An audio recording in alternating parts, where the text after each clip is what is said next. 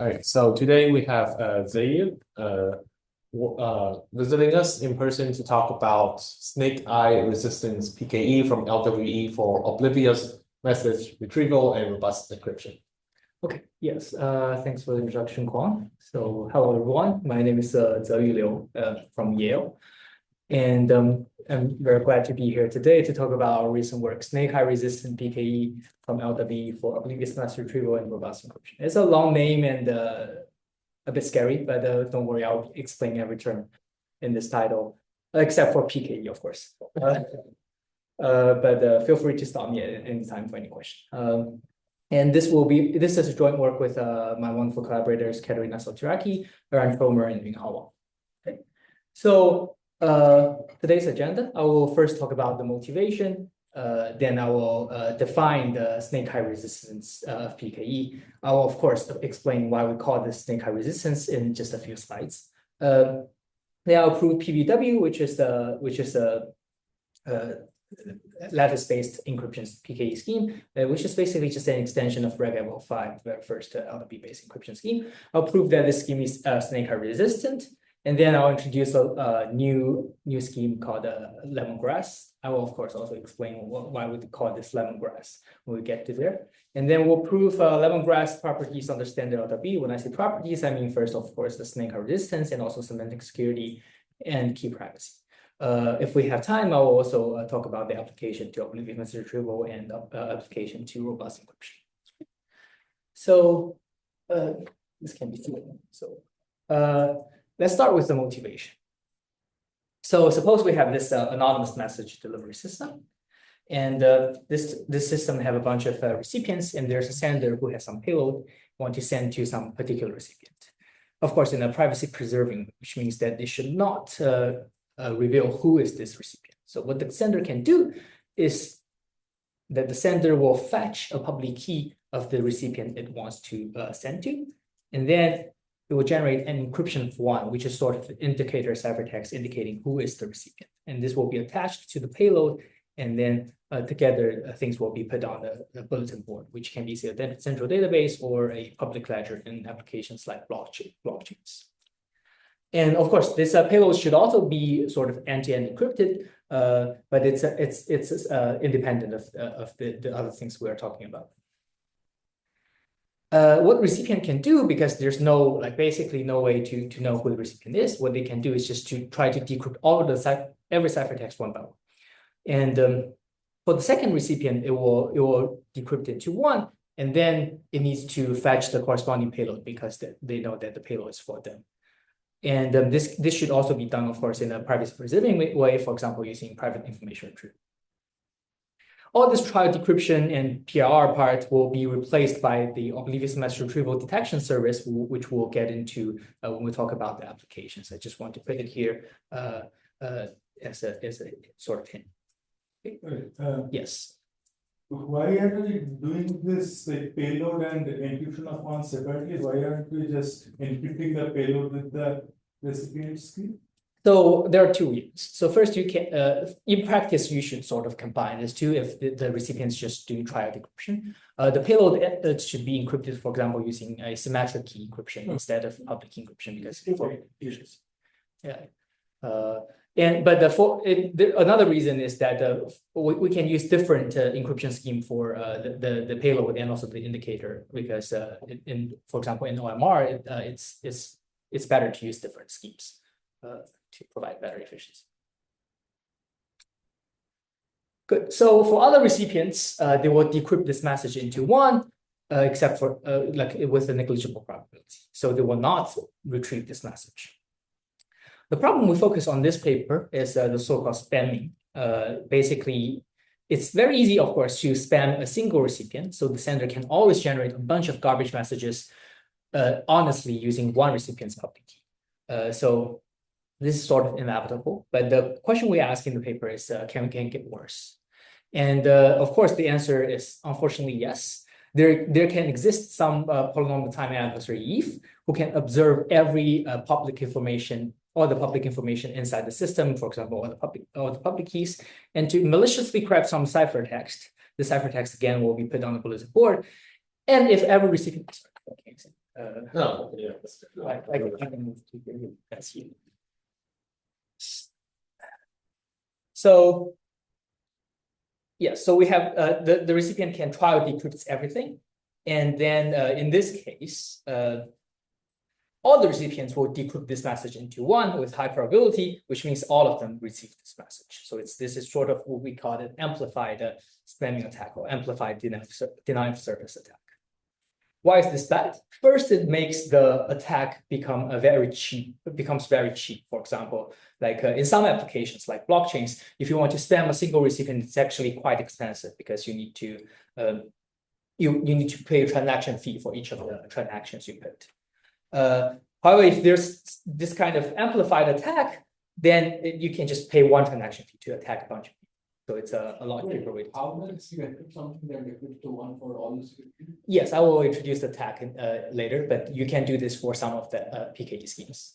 I mean, if it's just random LWE sample, like if you round it, no matter what the key is, it's going to be always like one, right? Is that right? If you sample random, if it's a random LWE ciphertext, the sample to give one with probably 1/2 probability, 1/2, or depends on the, I guess, range.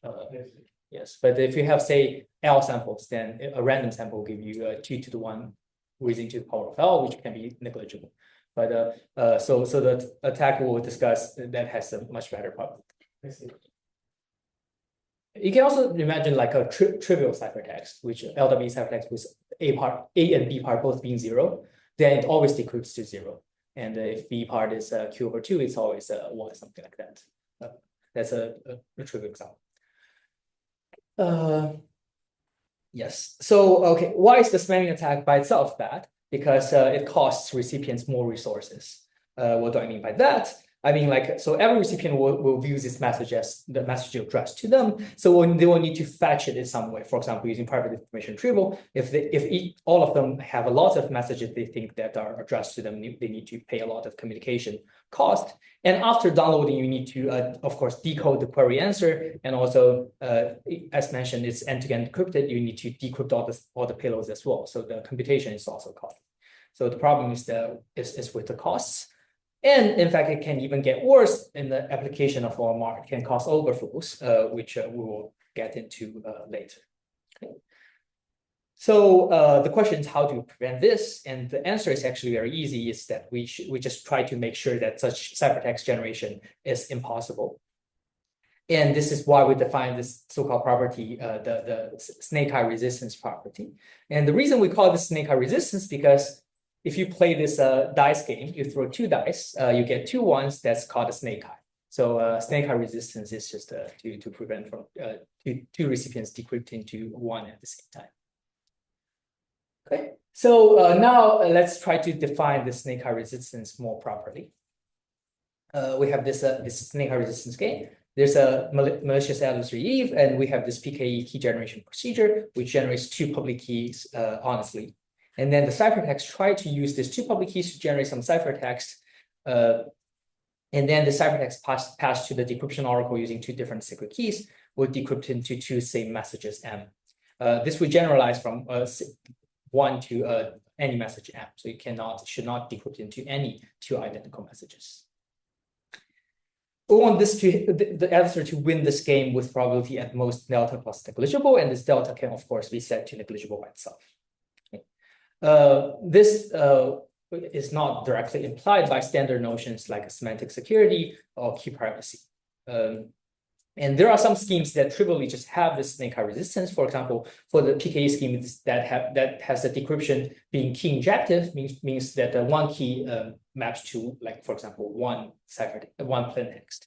Then it's key injective, it's trivially snake eye resistant. The question we ask is, how about the lattice-based ones? Okay, I believe people sitting here will not ask why do we care about lattice-based ones, but some may ask, so I will just answer, assuming there's such a question. The most popular answer is because it's post-quantum secure, and the second answer I have is like it's a very important topic. Lattice-based cryptography is of course a very important topic in cryptography itself. And lastly, for some particular applications like OMR, lattice-based PKE schemes are a lot more efficient than the other schemes, which you will see when we get to them. Cool. So with this definition, actually, before this, any question about this definition? I think it's should be straightforward. Great. Okay, so let's introduce some additional background. This PVW encryption scheme from 07, which I mentioned, is just it's basically an extension of the Regev05, the very first LWE-based scheme. And PVW works encrypts L bits at a time, and for some L greater than 1, if L equals to 1, is identical to Regev05. And it works over ZT. For some integer t, you can just imagine this t to be a prime. So the PVW ciphertext has this following format. It has n plus L ZT elements. The first n elements are the A part, the last L elements are B part. And this n is the secret key dimension. And the PVW secret key has this following format. It has L independent length n ciphertexts, each of which is uniformly randomly sampled ZT element. Okay. And since, as you just saw from the game, the focus of this work will be more like to make sure the decryption result is different. So we will just talk about the background for decryption. How does the decryption work? The A part will be inner product with each of the secret key independently. So we will get L ZT elements, and then it will be added to B1 through BL. Then we'll get some U1 through UL, and then we'll check that the UI is within this range negative beta to beta. If so, we'll return 0. If it's in T over 2 plus negative beta to beta, we'll return 1. Otherwise, we'll return bot. So it's an invalid ciphertext. Of course, in practice, we actually, for most of the schemes, we don't really have this bot. For most LWE-based schemes, we just enlarge the plaintext space to be ZP instead of just 1 bit. And then we'll just basically uniformly divide this T into P ranges and then return. But for this talk, I'll just simplify to just encrypt a single bit. How do you encrypt it? Okay, it actually does not matter that much for the case of this scheme. But the way to encrypt is basically just inner product between A and S. And then you will plus some Gaussian error E, and then plus some encoding of message. For example, you want to encode 1, just plus T over 2. If you want to encode 0, it's just plus 0. So it's basically just an LW sample masking an encoding of message.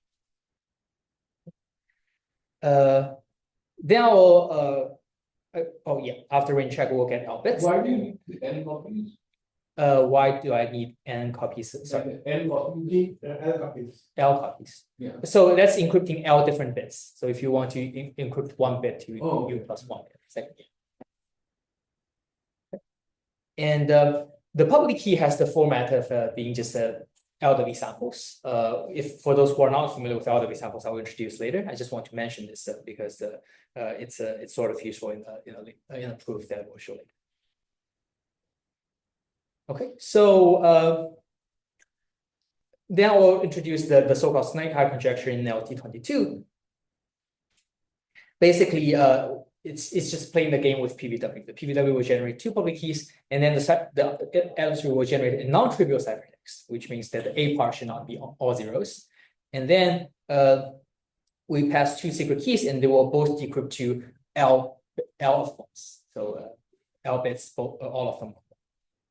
So first we claim that this is the adversary can trivially win this game with probability 2 beta plus 1 over T raised into the power of L. Why? Because if you just honestly generate a ciphertext under P1, PK1, and then decrypt under SK2, before you do range check, you will basically get a random ZT element under SK2 because there's at least one element that's in A that's non-zero. And you will have this uniform randomly sampled SK2.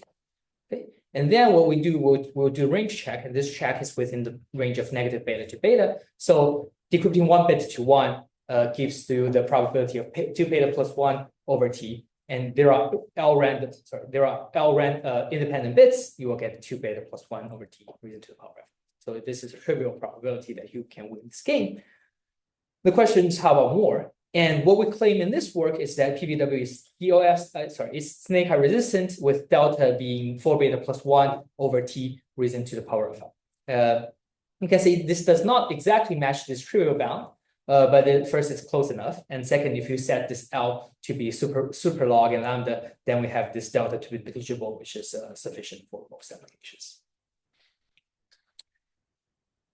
So there's basically a jump from 2 to 4. Yes, there's a jump in proof. Yes. Yeah, that's an open question how to tighten this that down. Any other questions? So what if you like modify the ranges of like, so if it's 0, then it's like very small, and if it's 1, then it's very small near VO2, but there's a big gap between. Yes, and that do you get some better results if you do that, or even assuming that this is the result we can get, the bound, but if you just that basically just means that you make beta smaller, right? So if you want to achieve some concrete number like 2 to the negative 40, then it means the L you need to encrypt is smaller. So yeah, that would be the difference. Any other questions? This is information theoretic, guarantee that you get snake height resistance? No, actually it's based on LWE.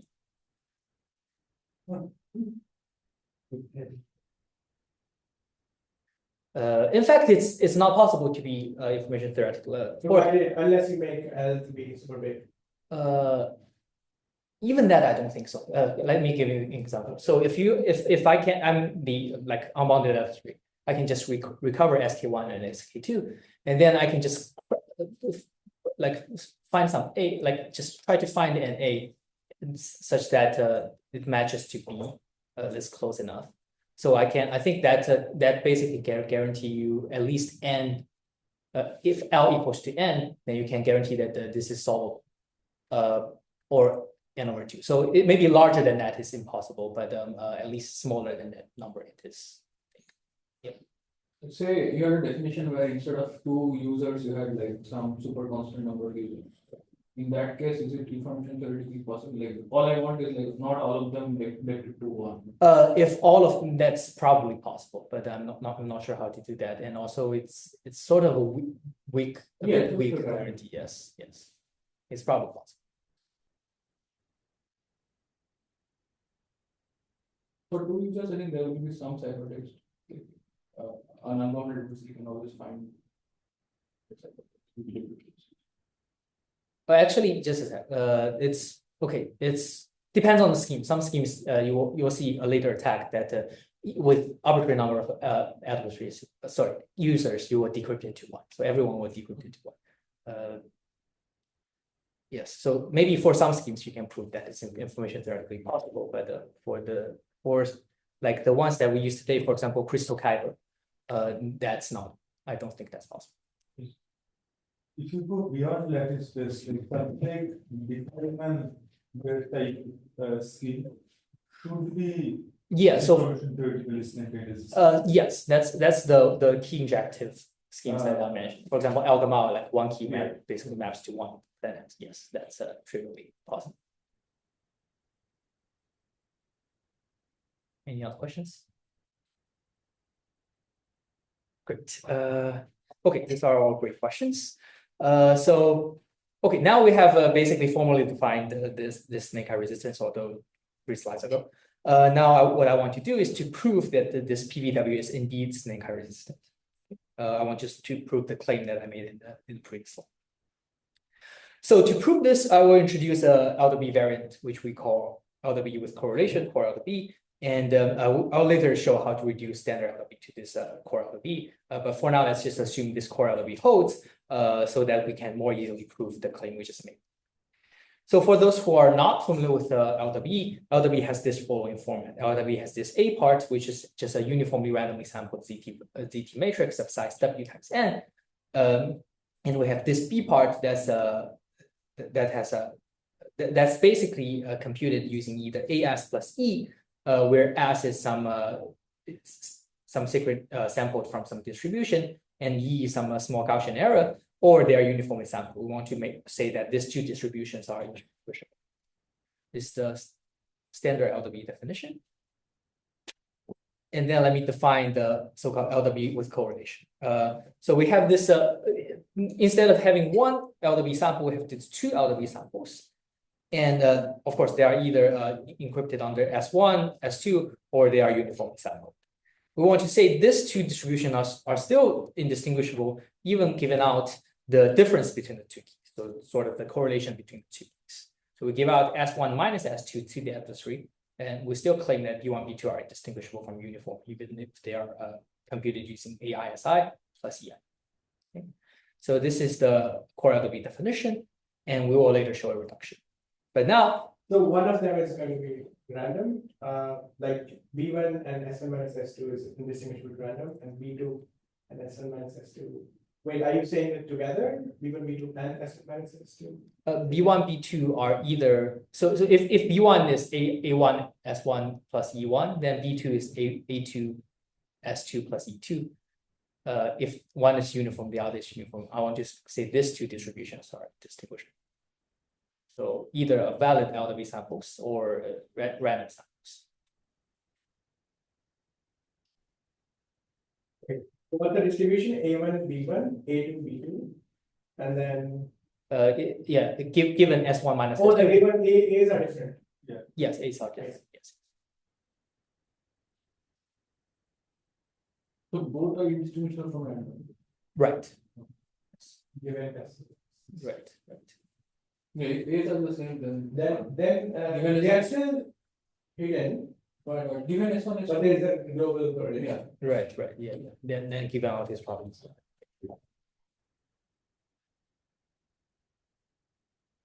Oh, any other question? Okay, cool. So let's assume this core LWE holds. Let's prove the actually, I think there's some animation issue. Sorry. But let's assume this holds. Now we want to prove this.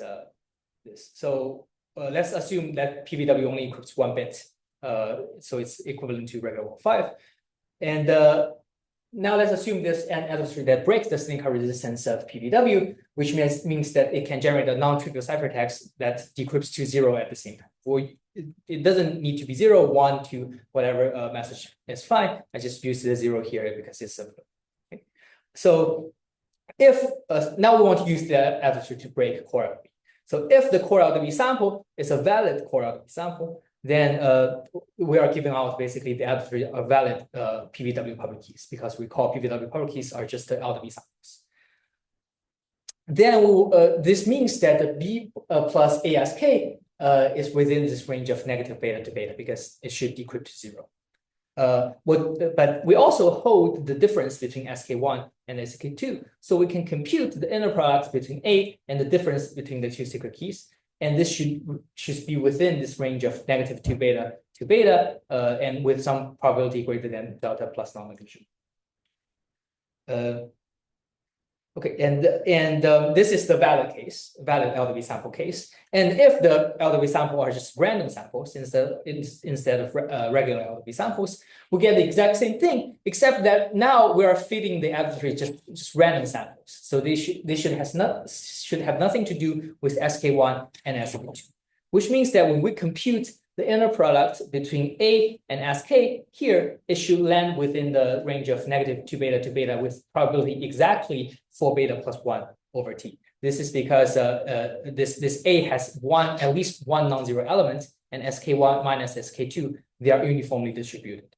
So the probability that we get this within this range is exactly 4 beta plus 1 over T. So this means that if we set this delta to be 4 beta plus 1 over T, if the adversary can output the ciphertext that breaks snake eyes resistance with larger than this probability, we can distinguish a valid core LWE sample with a random sample. So we can break this core LWE assumption. And this proof generates 2 L bits because all the L bits are encrypted independently using different secret keys. So the final data delta we get is 4 beta plus 1 over T raised to the power of 5.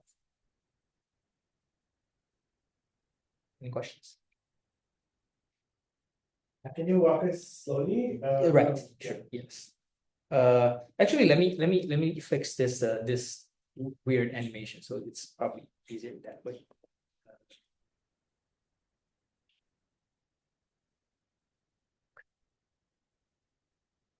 So suppose we have this adversary that breaks snake eye resistance. So it means that given two public keys, it will generate a ciphertext that decrypts into 0 with some probability. If the core LWE sample is a valid core LWE sample, which means that these public keys are just PVW keys, then the adversary will output the ciphertext. Because it's decrypts to 0, we get this B plus ASK within this range of negative beta to beta. So we have the ciphertext, we have this A part. We also have SK1 minus SK2. So what we can compute is we can compute the inner product between A and SK1 minus SK2. And because it's this adversary breaks this snake eye resistance, this probability should be greater than delta plus some non-negligible probability. This is for the valid case. Now for the random case, we are given adversaries R1, R2, just random samples. And for the random case, if we compute the exact same thing, inner product between A and SK1 minus SK2, it should land in this range with exactly. Why does random sample mean there's no SK1, SK2, right? Yes, it just means R1 is independent of SK1 minus SK2. So you sample, you sample this B1, B2 uniformly at random, but you also sample an S1, S2, and you subtract them. This SK1, SK2 is like sort of random, and like you have a handle of like some random numbers that you can use to. Right, yes, right. Use to basically try to distinguish the two kinds of samples. So yes, for this case, it will be trivially 4 beta plus 1 over t. So if delta is also 4 beta plus 1 over t, then there's a gap between the two cases. So yes, as mentioned, this amplifies. So this basically proves what the claim we had, except it's under the core LWE, the new assumption I introduced. We'll later show how to prove it under standard. But for now, any other questions? Okay, cool. So the very next question we want to ask is, how about other schemes? So why do we care about this? First, PVW is a scheme that's from almost 20 years ago, so it's not really efficient. It has this public key size of omega of n times log squared t, because it relies on leftover hash lemma. In practice, this means that the public key can be hundreds of kilobytes, which is too large for most applications. And also similarly, there's a error range beta that's also omega of n times log t times sigma, where sigma is the standard deviation of the Gaussian error for the same reason. Wait, you're not counting A matrix as a part of public key? Right. A can be replaced with a random seed. So no, we're just counting the B part. Yes, that's a good question. Yes. Encryption time is n squared, which is a problem. Yes, that's also bad. But unfortunately for the scheme we come up with is also n squared, because we are relying on LWE, and I will briefly touch on why it doesn't extend to ring LWE, which can be the lossiness lemma breaks down. Is that right? It's when you say loss the robustness of LWE. No, I think it's. Are you using leading resilience of LWE? I don't actually. Actually, we mentioned a bit that this might can be used to prove, but I think it's not as tight, and we'll just use a different way to prove it. And the reason is actually the amplification from this 4 beta plus 1 over t to 4 beta plus 1 over t to the L. This L doesn't appear if you have ring LWE, because the secret keys are sort of correlated, the L vectors. The next inefficiency comes from the error range, which is beta, which is n times log t times sigma. The problem with error range is, first, it makes the ciphertext larger, because the ciphertext modulus t should be at least larger than this beta, and in practice a lot larger. It also makes the homomorphic decryption circuit in OMR more inefficient. So in OMR, we will use FHE to homomorphically decrypt PKE ciphertext to replace the trial decryption, and this error range will make the homomorphic decryption circuit worse if it's large. And the last efficiency I want to mention is that the standard modular switching is no longer possible. So modular switching is a technique that can be used to reduce ciphertext size. It's used in practice, like for Crystals-Kyber, they use the so-called compress procedure, which is the same as modular switching. And the reason that it doesn't work is because modular switching error is linear in the norm of secret key. And because secret keys for PVW are uniformly randomly sampled, the modular switching error basically just make it unbounded and impossible to decrypt. So this is the problem with the PVW encryption. So you may ask, how about like more efficient, modern lattice-based PKE schemes like ring LWE-based or Crystals-Kyber? The unfortunate thing is that neither of them nor some variants is really snake resistant.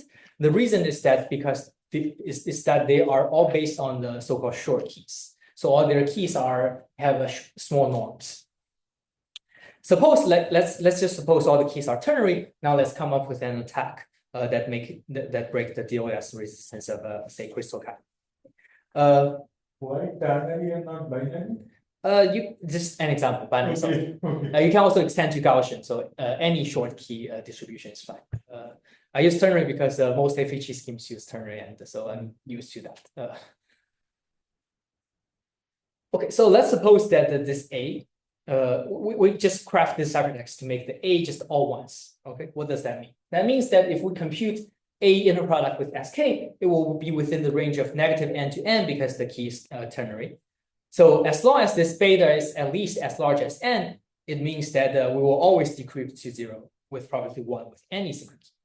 And in practice, beta should indeed be larger than 0 because beta is in the public keys system, it needs to be at least O(n). Of course, you may say that this is a trivial example. Why can't we just rule out the case that A equals to all ones?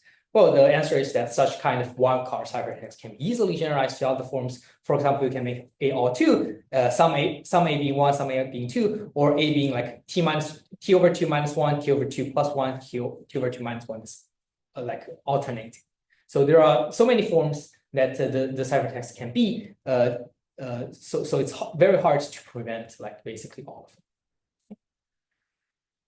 So we want to ask, can we build a snake resistant PKE that really enjoys the efficiency from the short keys?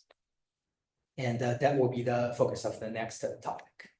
Before that, any questions? Keys have to be at least some length for snake resistance. When you say some length, you mean like the norm needs to be some size? Yeah. It doesn't need to be. Actually, we will use the short keys. But it's okay. It's a bit of spoil. I will when I get to it, I will maybe retouch this question. Any other questions? So now let me introduce LWEmongrass, a new PK scheme developed in this work.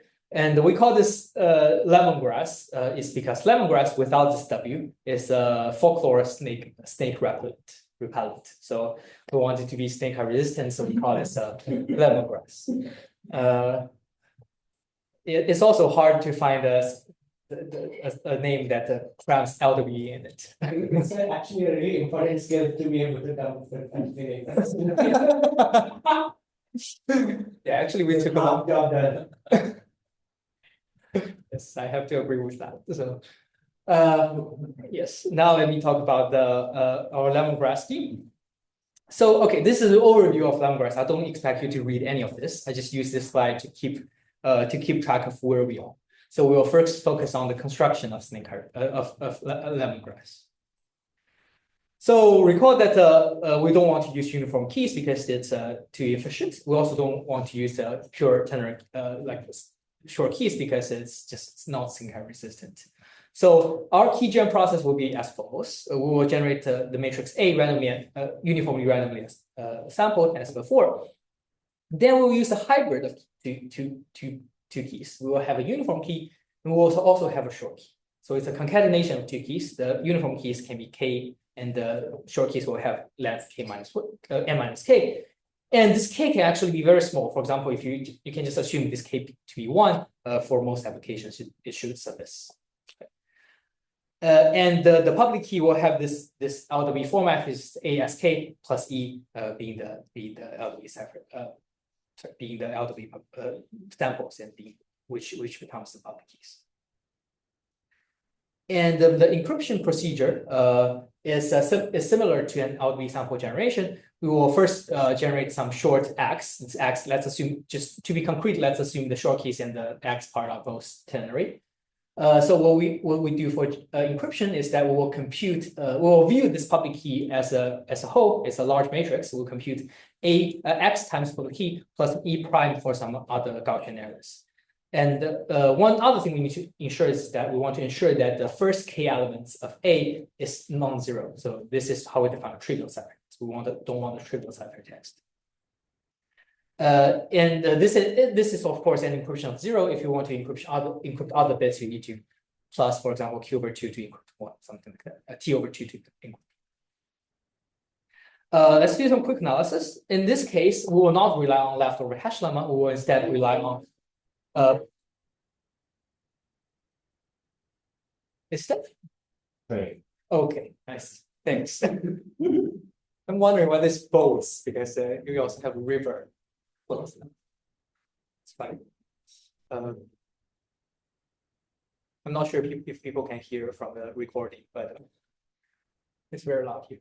Okay, so yes, let's continue. So we can do some analysis. Since now we don't rely on over hash lemma, we have this public key and also this encryption. They are both rely on LWE, which means that we can make this W essentially the same as N, which means the public key size is now N log T instead of omega of N times log square T. However, the issue is that correctness now breaks. It's actually an incorrect scheme. Why? Because the ciphertext error is no longer bounded. If you analyze the error, you will see that the error comes from E prime, the norm of E prime times the norm of SK plus norm of E times norm of X. So as X is small, E small, E prime is small, but SK is not, because SK has some uniform part. So this means that the error is just uniform over, not exactly uniform, but it's across all the entire ZT field. So it's not possible to bound this error. Okay. Any questions so far? Cool. So actually, okay, I forgot that I do have some additional animation. So this error in this E prime, if you multiply it with the uniform part, add to the A part, it will just completely contaminate the ciphertext. You cannot decrypt it correctly. So the fix we propose is also easy. We just make the first K elements of E prime being 0. So we make this a completely noiseless, just some noiseless LWE samples.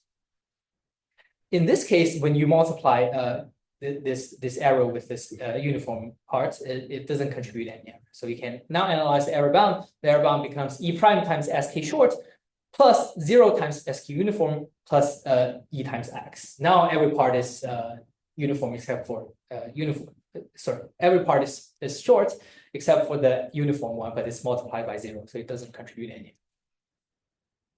Now the error bound becomes N times sigma instead of omega of N times log T times sigma S in PVW.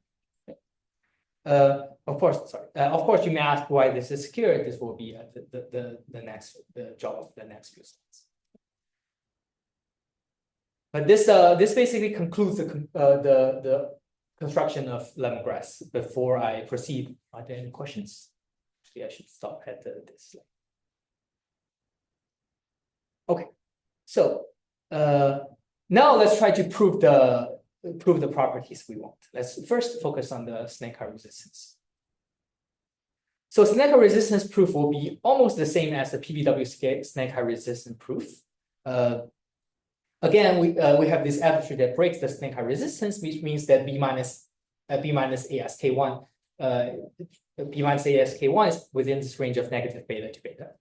So we again have this SK minus SK2, except now SK1 minus SK2 is in a different distribution. So it's a hybrid distribution of uniform concatenated with ternary. So the secret keys are assembled from this hybrid distribution. So in this case, if the core LWE sample is random sample, That means this probability will remain exactly the same for beta plus 1 over t, because the first k elements, at least one of the first k elements are non-zero, and then at least all the first k elements of sk1 and sk2 are uniform. So similarly, under the core LWE with a weird security distribution, which is basically uniform concatenated with ternary, we can say that lemongrass is delta snake resistance with this the exact same delta for beta plus 1 over t raised to the power of. Okay. Any questions? Cool. Great. So the next step is to prove its security, why it's semantic secure and why it's key private. So key private basically means that you don't know which key this is encrypted under. The ciphertext is encrypted under, and if you basically for PVW it's inherent, like follows directly from the fact that LWE samples are uniformly at random, and you just do a one-time pad to the message. Just in case anyone's not familiar with key privacy. So to prove that lemongrass is CPA secure and key private, first we can see that the key gem part is very simple. The key gem part, the public key is indistinguishable from uniformly random ZT matrix simply by the assumption of LWE. Then, of course, the problem is with the encryption procedure. We also follow some sort of LWE generation procedure, but now we are making some of the samples noiseless. So why is this still secure? And to prove this, we again introduce another variant, which I'll later show how to reduce LWE, standard LWE to this variant. But we call this new variant LWE with random hints, RHLWE. It's actually a weaker variant of extended LWE, which if anyone of you is familiar is from AP12. The reason that we use this slightly weaker assumption is that first it's suffices for our construction, and second we can achieve a slightly tighter reduction compared to the original proof for extended. So random hint LWE is also very simple. It's a regular LWE sample plus k noiseless hints, just LWE samples with noise, just that are noiseless, which we call noiseless hints. We want to say that given this hints, B1 is still indistinguishable from uniformly random sample.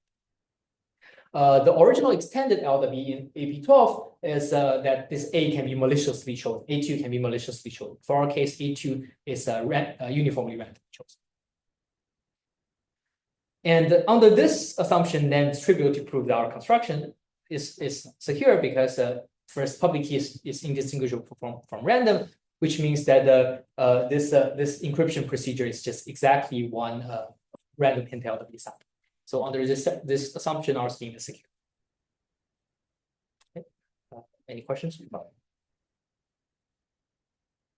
Okay. This is very straightforward, and now let's quickly summarize what we have so far. Now we have a delta snake resistant PKE with the exact same delta as PVW. Of course, under a new assumption, and it's CPA secure and key private, of course, under another new assumption, and it has smaller public key size compared to PVW. It reduces from n log squared, omega of n log squared to n log t. In practice, it can be even 30 times smaller or even more. And similarly for error bound, it has the same factor of improvement. Lastly, it supports modular switching. But in a slightly different way. We cannot modular switch the first k elements. We can only modular switch the last n minus k elements because the last n minus k ones are based on short keys. But as I mentioned, this k can be very small, like 1, so that doesn't really matter. In practice, this can reduce the ciphertext size by at least a 2-factor. Great. So now we have introduced our scheme in detail. The question is why it holds in under standard LWE instead of this new weird LWE. Why should you believe in that? So now let me do the reduction. Let me start from standard LWE to core LWE. Let me start from the simplest one, uniform LWE to uniform core LWE. This one doesn't even have any security loss, so it's actually very simple. So to start, we have this standard LWE, which has length 2W. and you can just separate them into two LWE samples, A1, A2, both has size W. Then what we do is we sample a uniform secret key S prime, and we use this S prime to modify B2 into B2 prime. How do we do that? We compute B2 prime equals to B2 minus A2 times S2. Now, if B1 is an LWE sample under some secret S, it means that B2 prime is a valid LWE sample under S minus S prime. Okay? So then we can just use this B1, B2 prime as the two LWE samples in core LWE and use S prime itself as S1 minus S2 because the two keys are exactly S and S minus S prime. So S prime is the difference. Okay. In this case, we can set this M prime to be N, so there's no security loss at all. Cool. Any question here? Okay, great. So now let's move to a more interesting case. Let's suppose that we have binary keys. In the binary key case, we cannot really just directly mask a secret with another uniform random secret, because if we mask it with, say, a binary secret, the result is no longer a binary secret. So the trick we just saw doesn't work anymore. So the key observation for this reduction is that even given out S1 minus S2, we still have a 1 bit of entropy left if some condition happens. So what's the condition? Let me elaborate. So suppose we have this S1 minus S2. We can see that this S1 minus S2 at location I must be within -1, 0, and 1, because both S1 and S2 are binary. If S1I minus S2I is equal to -1, we can conclude that S1I equals to 0 and S2I equals to -1. So there's no secret. Similarly, we can conclude something for S1I minus S2I when they are equal to 1. However, in the case where S1I minus S2I is equal to 0, we only know that S1I equals to S2I, but they can both be 0 or both be 1. That's the so-called 1-bit entropy left I mentioned earlier. So how can we leverage that? We do the following. So we will first sample two independent uniform binary secrets, S1 minus S2 of length M prime, where M prime is larger than N. And this has nothing to do with the original secret S. Okay. And then we'll also sample two uniform matrix A1 prime and A2 prime.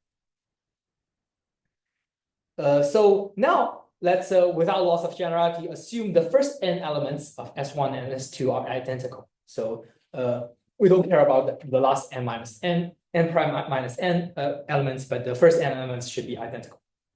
First, why is it without loss of generality? If we assume this N prime to be at least 2N, then in expectation, there are at least N identical elements. Of course, we can also use the worst case bound to make this happens with all but negligible probability by enlarging M prime, but we will just work with the expectation in this talk for simplicity. Okay? And another question you may ask is why is without loss of generality, these elements are the first N elements? Because it will become clearer later, but the key point is that the order actually doesn't matter. Any N elements are identical is sufficient. So now we will use S1, S2, A1, A2, B1, B2, and A prime 1, A prime 2 to generate this B1 prime and B2. Okay, how do we generate this? We compute this Bi prime from Bi minus A prime I as from N to M minus this is from N to M prime. This should be the last M prime minus N elements of S1 and S2.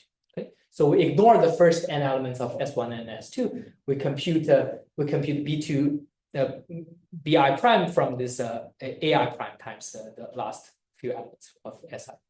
Okay, so now this Bi prime is an LWE sample under S concatenated with Si prime of the last M prime minus N elements of Si prime. Okay. So it's a valid sample that's a concatenation of the original secret key of the concatenated by the new secret keys we just sampled. And now we can see that these two secret keys, which are just S1, S concatenated with S1 last few elements, minus S concatenated with S2 last few elements, is exactly the same as S1 minus S2. So we know exactly the same difference. In this case, we can use this difference as the S1, as the hint we will use for a core LWE. And this is the same. This is the same as this difference of these two new secret keys. The reason that the order doesn't matter is because we can insert this original n secret key elements into any position we want. It doesn't have to be the first n positions. It's just the first n positions for simplicity. Okay. Does this make sense? Okay. So yeah, so this reduction has a security loss of roughly 2x. Then we can prove that the LWE core LWE is as secure as LWE. Now let's take a look at the ternary case. Let me actually take a look at the time. Right. Okay, so I will speed up a bit. For ternary LWE, if we use the exact same idea as I just mentioned in the last slide, you will get a reduction of roughly 3x with a roughly 3x loss. This is not very tight, and it also doesn't really match the intuition because, like, why would we lose more entropy in the ternary case? And so we use a slightly different method. We will now observe that the S1 minus S2i, not only when they equal to 0, we have entropy left. When they equal to 1 or negative 1, we still also have some entropy left. So we'll reduce standard LWE with a hybrid secrets of ternary and binary to our core LWE. Okay. I will not go into the details, but after a slightly different, but still similar procedure, we will get this reduction, and now the loss is roughly 1.2x overhead instead of 3x overhead. So it's tighter than the previous reduction provided. Okay. So in this paper, we only studied the binary and ternary case, but we believe that the Gaussian case can also work. In fact, there are some existing works that we can probably rely on for the Gaussian case, but the ternary case is already suffices for our applications. Okay.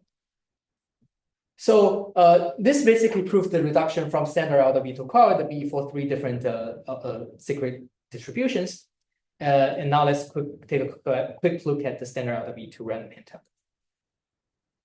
For this case, the proof is highly similar to the extended LWE in AP12. We just have a slightly different ideas because we can do in this case we can do a slightly more tighter reduction. The intuition is that we can guess if we get 2 LWE samples, we can just guess the error in the second sample. If we guess it correctly, we can make it a valid random hint LWE sample. If we guess it incorrectly, we will just make it random sample. So the probability that we guess correctly is the size of error raised to the power of k. And as long as this size is polynomial, we can guess. We just have this much of advantage loss compared to the original. It's okay. Or this advantage loss if we want to break LWE compared to breaking random hint LWE. The difference from the original extended LWE proof is first that in this case, because it's random, we can guess it slightly differently. So we can the guess of error, the advantage loss is error to k, which was larger in the original proof. And the second difference is that now we are using say binary secrets or ternary secrets. So for the binary secret case, for example, we need to guarantee that the hint is still valid even after all this manipulation. So we need sort of an inverse version of a simplified leftover hash lemma. And this are the main difference we have from AP12. And this is an intuition on how to prove this random hint LWE. And with these two kinds of reductions, we now prove LWEmongrass is delta snake resistant under standard LWE with short secrets. It's actually with hybrid secrets, but if you have proof for 2 distributions, you can just concatenate them. So it's sufficient. And then it's CPA secure and key private under standard LWE with short secrets.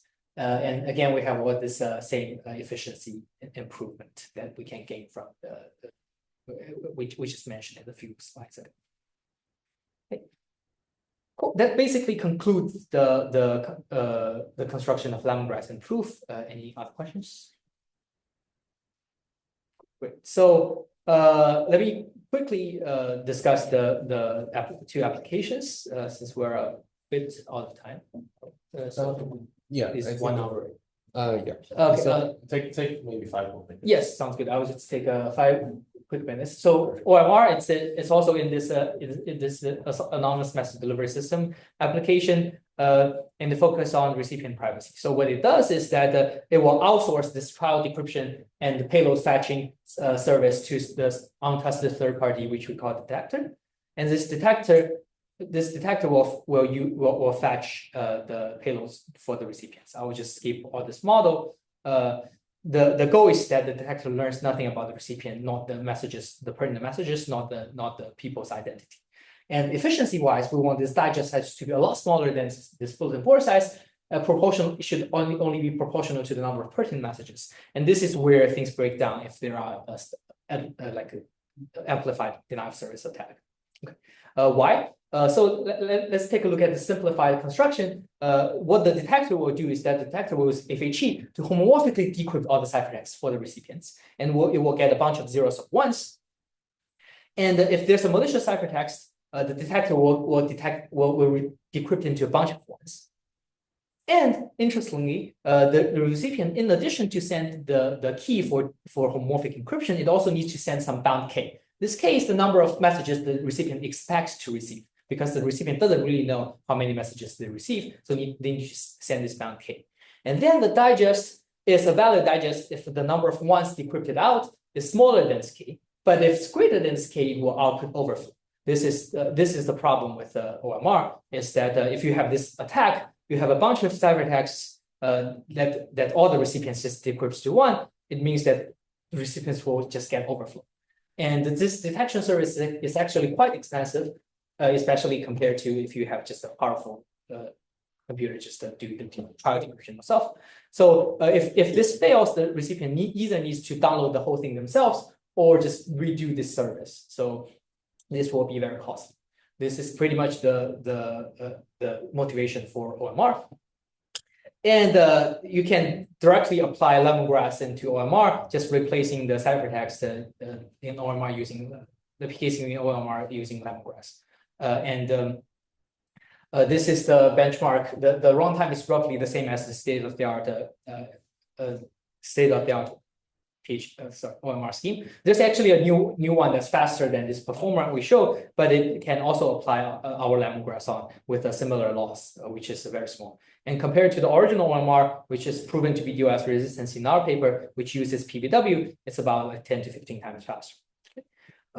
This is the application to OMR. And lastly, let me quickly talk about application to robust encryption. So robust encryption is introduced in the ABN 10, and you can see the game is almost the same as snake resistant, except that it should output 2 non-bot. Just if you output 2 valid ciphertexts at the 2 weeks. So it's of course with the same probability delta plus negligible, and this intuitively implies snake resistance, because if two ciphertexts are not valid, it must be that they do not have this same message. However, we do show that snake resistance PKE also implies a robust PKE with some small efficiency loss. So these 2 notions are in fact more or less equivalent. All the existing lattice-based robust encryptions are based on the CAM-DAM paradigm. If you're not familiar with this paradigm, it basically just means you use PKE to encrypt the key, and you then use the key to decrypt a symmetric key ciphertext.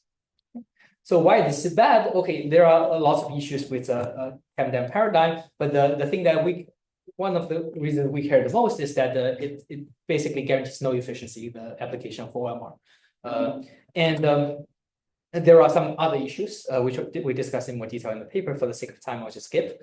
And we quickly show how we constructed PKE, robust PKE from a snake resistant PKE.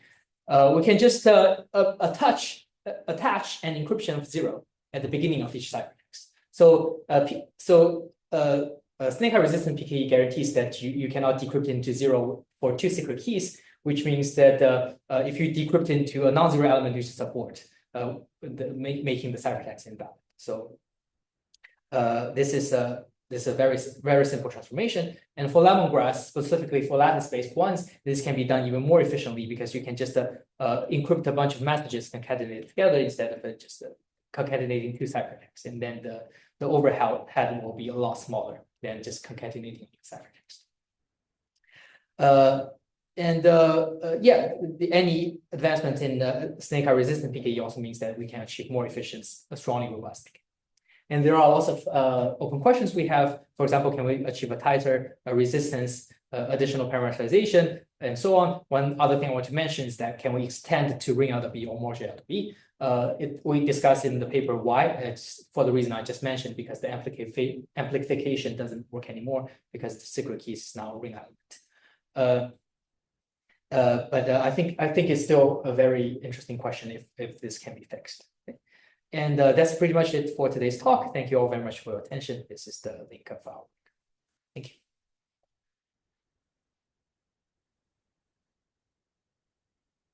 Any questions?